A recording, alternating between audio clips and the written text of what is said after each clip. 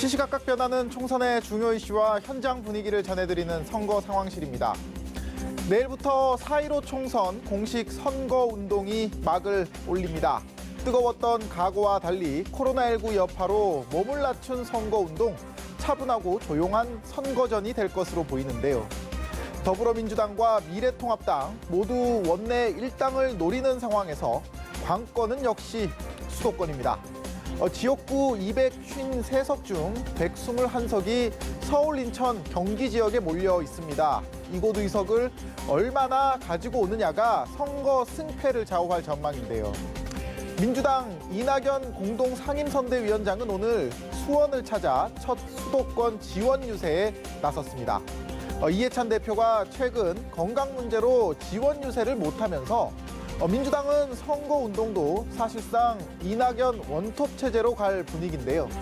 정부의 코로나19 대응이 긍정평가를 받고 있는 만큼 총리 출신의 이 위원장, 일꾼론을 강조했습니다. 우리는 코로나 전쟁을 이겨 국난을 극복하고 국민의 고통을 덜어드리는 일에 집중하며 선거에 임할 것입니다. 이번 선거는 싸우는 사람이 아니라 일하는 사람을 뽑아야 합니다.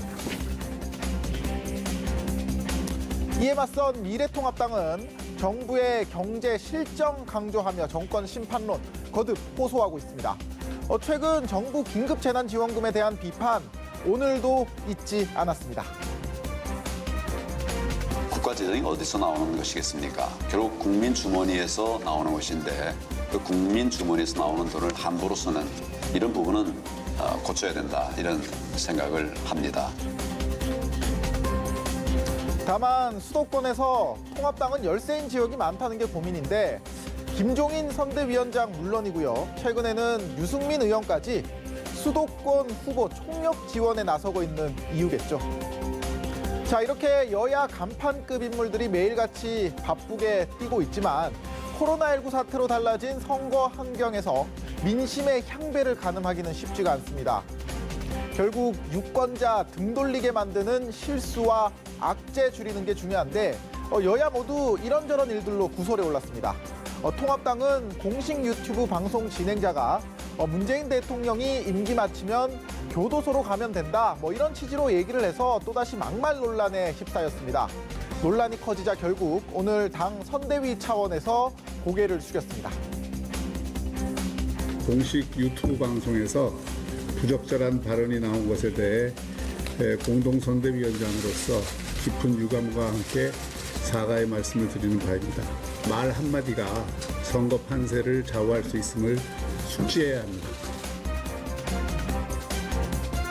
네, 민주당의 위성정당이죠. 더불어시민당은 어제 선관위에 제출했던 10대 공약집을 급히 철회했습니다. 북한을 이웃 국가로 인정하고 모든 국민에게 조건 없이 매달 60만 원 주겠다는 내용이 있었는데 북한 이웃 국가로 두자는 건 두 나라 체제로 가자는 것이고 전 국민 기본소득 역시 정부나 당에서 논의된 내용이 아닙니다. 시민당은 연합정당 만들 때 모인 소수 정당들의 정책을 한데 모아 그대로 선관위에 낸 단순한 실수라는 설명인데 영 개운치가 않습니다. 오늘 통합당 김종인 총괄선대위원장이 현충원 참배하고 방명록 쓰다가 실수를 하나 했습니다. 미래통합당을 써야 하는데 이렇게 아래에다가 민자를 먼저 썼던 겁니다. 김 위원장이 지난 선거에서 민주당 비대위 대표 맡았었는데요. 그러다 보니 민주당을 쓰려고 했던 거 아니냐, 이런 얘기들도 나왔습니다. 글자 하나 잘못 써도 웃지 못할 해프닝 생기는데 4년 동안 국민의 삶 좌우하는 공약은 말할 필요가 없겠죠. 글자 잘못 쓴 건 이렇게 지우면 됩니다. 하지만 공약 잘못 쓰면 지울 수도 없고 정치 불신만 생기겠죠. 지금까지 선거 상황실이었습니다.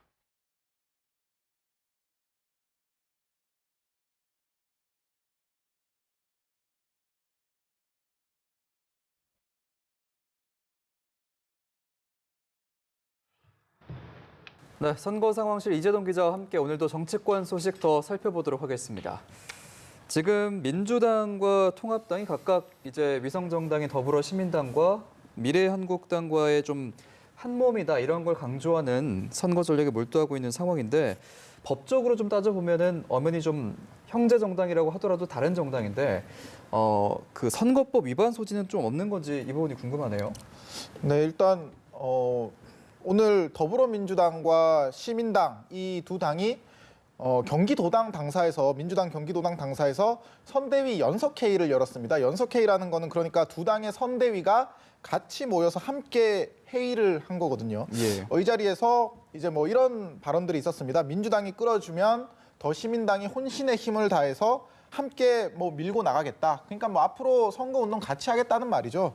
그리고 미래통합당도 마찬가지로 그 위성정당인 미래한국당과 함께 오늘 국회에서 정책과 선거연대 협약을 맺었거든요. 내일부터 이제 공식 선거운동이 시작이 되잖아요. 네. 앞으로 네 당 모두 이렇게 둘둘 짝을 지어서 계속해서 선거운동을 이어갈 것으로 보이는데 이제 문제는 통합당부터 민주당까지 이렇게 엄연히 어쨌든 위성정당이긴 하지만 다른 정당인데 이렇게 선거운동을 같이 해도 되나 뭐 이런 생각하는 분들 분명 계실 겁니다. 예. 일단 선거관리위원회가 해석을 내놓았는데 홍보 현수막에 뭐 예를 들어서 뭐 후보는 민주당, 정당은 시민당 뭐 이렇게 연대 사실을 노골적으로 이렇게 밝히는 것은 금지가 되지만 다만 이제 선대위를 공동으로 꾸리지 않고 뭐 회의나 유세 같은 것은 같이 해도 된다. 뭐 이런 예. 입장을 내놓았거든요. 예.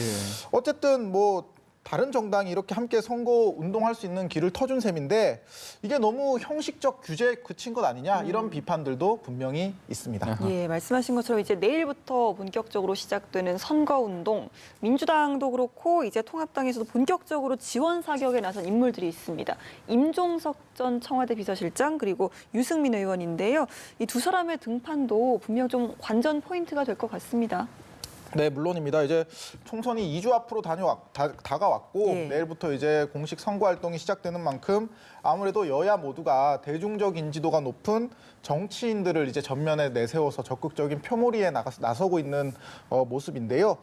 뭐 임종석 전 청와대 비서실장도 그렇고 유승민 의원도 그렇고 사실 그동안은 좀 약간 선거판의 옆에서 좀 관망적인 자세를 이제 취하는 분위기였는데 네. 이제 적극적인 이제 지원 사격에 나선 분위기입니다.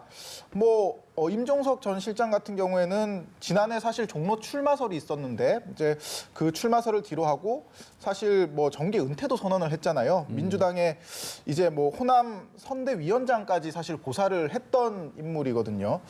그런데 일단 임 전 실장은 내일 이제 공식 선거운동이 시작되는 내일 그 서울 광진을 해서 고민정 후보 지원 유세에 나설 예정이고요. 유승민 의원 역시 그 지금 얼마 전부터 계속 수도권 후보들 찾아다니면서 지원 유세 벌이고 있거든요. 네.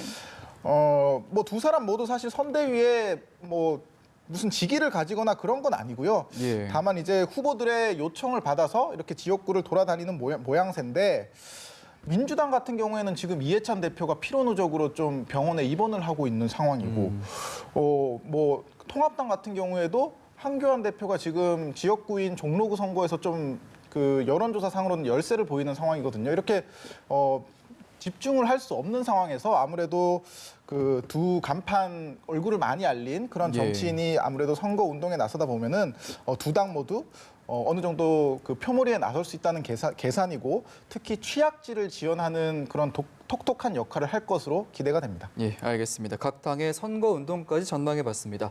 이재동 기자와 함께했습니다. 고맙습니다.